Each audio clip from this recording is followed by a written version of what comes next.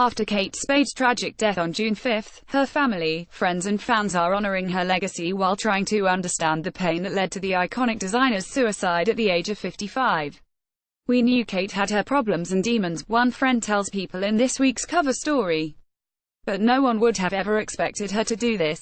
The fashion industry vet, who sold her eponymous company in 2006, then returned to the design spotlight 2 years ago with her accessories line. Frances Valentine was born Catherine Brosnahan on December 24, 1962, in Kansas City, Missouri. After graduating from Arizona State University, she moved to NYC in 1986 to work as a temporary assistant on a Mademoiselle magazine photo shoot.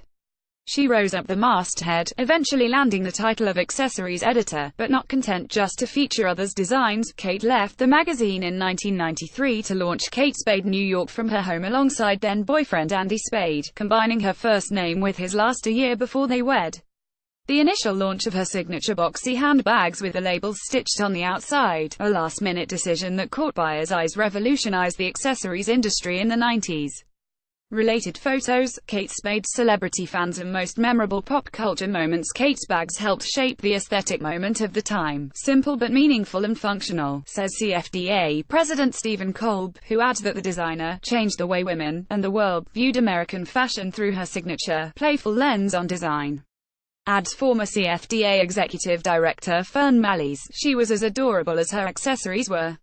She and Andy were very much in the front lane of the fashion universe."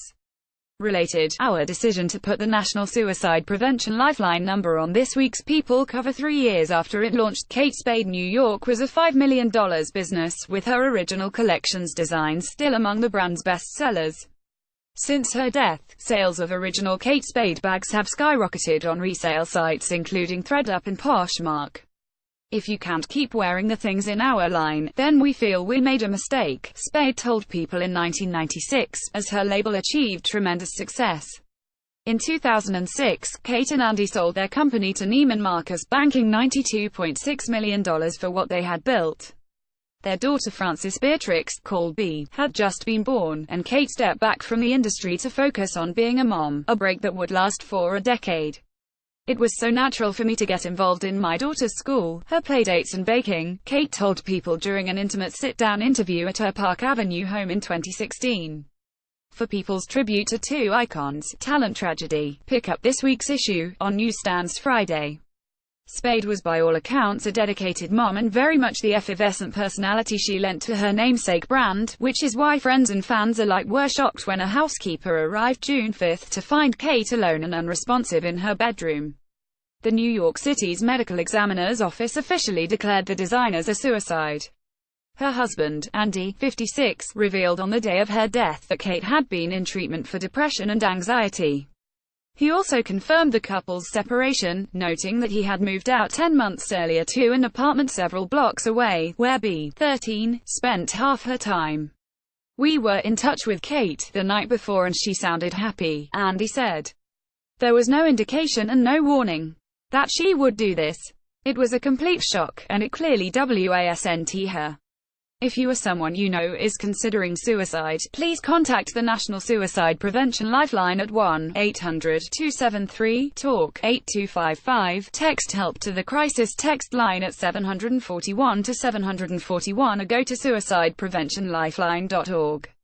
For his part, Andy, who co-founded pajamas and loungewear brand Sleepy Jones in 2013, maintained that the split was temporary and amicable, adding that the trio still travel together as a family.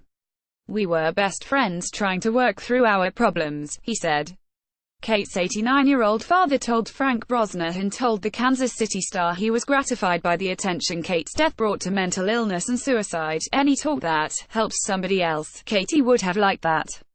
While funeral arrangements have not been confirmed yet, Brosnahan hopes to bring his daughter back to her home state of Kansas to be buried beside her mother. For more on the life, legacy and loss of Kate Spade, pick up the new issue of People, on newsstands Friday.